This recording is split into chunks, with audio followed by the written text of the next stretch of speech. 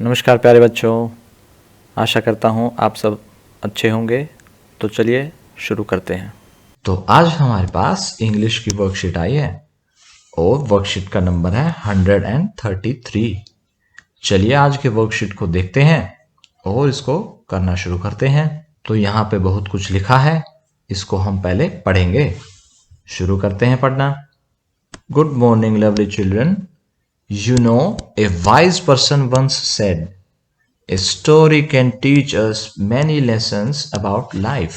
एक बार यानी कि वंस एक वाइज पर्सन यानी कि बहुत ही समझदार इंसान ने एक बात कही थी। ए story can teach us many lessons about life, यानी कि एक कहानी हमें बहुत सारे पाठ पढ़ा सकती है हमारी लाइफ के बारे में, यानी कि हमारी जिंदगी के बारे में, जीवन के बारे में। You must have also read many stories too. आपने भी, यू मतलब आपने, टू मतलब भी, आपने भी बहुत सारी कहानियां पढ़ी होंगी या फिर हो सकता है सुनी भी होंगी। Do you like to read stories? क्या आपको कहानियां पढ़ना पसंद है? तो आप यहाँ पे अपना जवाब लिख सकते हैं, यस और नो। आगे पढ़ते हैं। I am sure your parents and teachers must have told you a number of stories, यानी कि श्योर पक्का पता है कि पेरेंट्स ने और टीचर्स ने, यानी कि आपके घर में पेरेंट्स मम्मी पापा हैं या घर के दूसरे बड़े हैं, उन्होंने और आपके अध्यापकों ने आपको कहानी सुनाई होंगी बहुत सारी। नंबर ऑफ स्टोरीज का मतलब है बहुत सारी स्टोरीज। आगे पढ़ते हैं। There are many things in a story that makes it interesting, यानी कि एक कहानी में बहुत सारी चीजें, थिंग्स मतलब चीजें, मैनी मतलब बहुत सारी, बहुत सारी चीजें होती हैं एक स्टोरी में, एक कहानी में बहुत सारी चीजें होती हैं। दैट मतलब कि जो, मेक्स इट इंटरेस्टिंग जो उस कहानी को इंटरेस्टिंग बनाती हैं, एंड फन टू रीड और मजा आता है उसको पढ़ने में उनकी वजह से। ऐसी कौन सी चीजें हैं भाई जो कहानी को इंटरेस्टिंग बनाती हैं और उनको जानकर हमें बहुत मजा आता है कहानी पढ़ने में, सुनने में? तो ये वही तो चीजें हैं। जैसे हम बोलते हैं एक शेर और खरगोश की कहानी सुनते हैं, तो शेर और खरगोश, हमें कैरेक्टर पता लग गए कि किसके बारे में कहानी है। जंगल में जा रहा था शेर, तो हमें पता लग गया जंगल की बात हो रही है, हमारे दिमाग में आता है ना। और दिन में, रात में, किस समय की बात हो रही है, इन सब से हमें बहुत इंटरेस्ट आता है कहानी में और बहुत मजा आता है उसको सुनने में या पढ़ने में।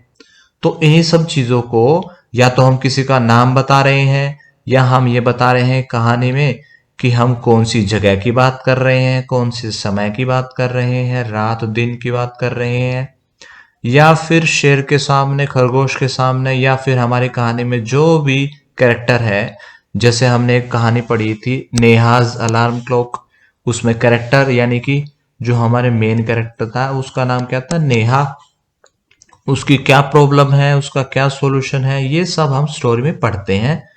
तो ये जो कैरेक्टर है, सेटिंग है, प्रॉब्लम है, सॉल्यूशन है, ये सारी चीजों को हम क्या बोलते हैं, कहानी के एलिमेंट्स बोलते हैं, एलिमेंट्स ऑफ द स्टोरी। तो आज इन्हीं के बारे में हम बात करने वाले हैं। तो एक बार नेहाज अलार्म क्लॉक जो स्टोरी थी, उसमें से हम स्टोरी के एलिमेंट छांटते हैं। तो स्टोरी का नाम क्या था, टाइटल क्या था? टाइटल होता है स्टोरी का नाम, तो स्टोरी का नाम था नेहाज अलार्म क्लॉक। और मेन आइडिया क्या था, यानी कि स्टोरी जो थी वो किसके बारे में थी? स्टोरी एक ऐसी लड़की के बारे में थी जिसका नाम क्या था, Neha. The story is about a girl Neha who wishes to sleep more every morning. कोई आपसे पूछना शुरू कर दे या पूछे कि नेहाज अलार्म क्लॉक कहानी क्या है, उस कहानी में, तो आप क्या बताएंगे कि उसमें एक ऐसी लड़की है जो ये चाहती थी कि रोज सुबह ज्यादा से ज्यादा सोने को मिले टाइम। ऐसे ही आप यहाँ पर मेन आइडिया लिखेंगे, आपको कहानी में मेन आइडिया क्या समझ में आया। अगला पॉइंट है setting. When and where the story take place, यानी कि वो जो कहानी है वो कौन सी जगह है, कौन सी जगह के बारे में बात हो रही है कहानी में। तो the story takes place in Neha's house, तो यहाँ पर नेहा की कहानी में नेहा के घर की बात हो रही थी, तो यहाँ पे हमारा सेटिंग क्या हो जाएगा, नेहाज हाउस। अगला पॉइंट है कैरेक्टर्स। कैरेक्टर्स मतलब कि जो उसमें कहानी में इंसान है, उनके नाम है, या कोई चीजें हैं उनकी, या कोई जानवर है उनसे जुड़े हुए, तो वही सब हमारे कैरेक्टर्स हो जाएंगे। और इस कहानी में कौन कौन कैरेक्टर थे? नेहा, नेहाज मदर, और अलार्म क्लॉक, बर्ड्स और सन, इनके बारे में हमने कहानी में बातें करी हैं। नेहा, नेहा की माताजी, और उसका अलार्म क्लॉक, और बर्ड्स और सन। नेक्स्ट देखते हैं प्रॉब्लम, यानी कि हमने उस स्टोरी में क्या प्रॉब्लम देखी। जो किसी एक कैरेक्टर को परेशान कर रही है कोई चीज, तो वो प्रॉब्लम हो जाएगी। Neha is upset that everyone around her wakes her up early in the morning, यानी कि प्रॉब्लम क्या थी उस स्टोरी में? एक कैरेक्टर है हमारा नेहा, वो अपसेट है, मतलब कि दुखी है। और किस बात से दुखी है? कि हर कोई, एवरीवन अराउंड हर, यानी कि हर कोई जो उसके आसपास है उसको उठा देता है सुबह जल्दी। Wakes her up early in the morning. और इसके साथ साथ सॉल्यूशन के बारे में भी बात की जाती है कहानी में। अब प्रॉब्लम तो हमने बता दी कि दिक्कत क्या है, उसके सॉल्यूशन के बारे में भी बात की जाती है। How the problem is solve, तो अब इस प्रॉब्लम को कैसे सोल्व किया जाए? तो इस प्रॉब्लम का सॉल्यूशन क्या था हमारी कहानी में? Neha wakes up early on a Sunday morning without anyone's help. और एक बार नेहा संडे को मॉर्निंग में बिना किसी की हेल्प से उठ गई। She understood how her body clock helped her to get up on time. अब उसको समझ में आ गया था, उसके शरीर को समझ में आ गया था कि टाइम से कैसे उठना है। ये हमारा सॉल्यूशन हो गया। आगे पढ़ते हैं। Writing about story elements is an interesting way of retelling a story. री मतलब दोबारा, टेल मतलब बताना। तो दोबारा से स्टोरी को बताना है तो एक इंटरेस्टिंग तरीका यही है कि उसके स्टोरी एलिमेंट्स आप लिखें। यानी कि आप ये बताएं कि स्टोरी में कौन कौन है, उनके करेक्टर के नाम लिखें, स्टोरी का नाम क्या है, स्टोरी किस चीज के बारे में है, कौन सी जगह के बारे में है, कौन से समय के बारे में है। तो चलिए, जो the little for tree story हमने पढ़ी थी उसके हम स्टोरी एलिमेंट्स लिखते हैं। तो स्टोरी एलिमेंट्स में हम क्या क्या लिखेंगे?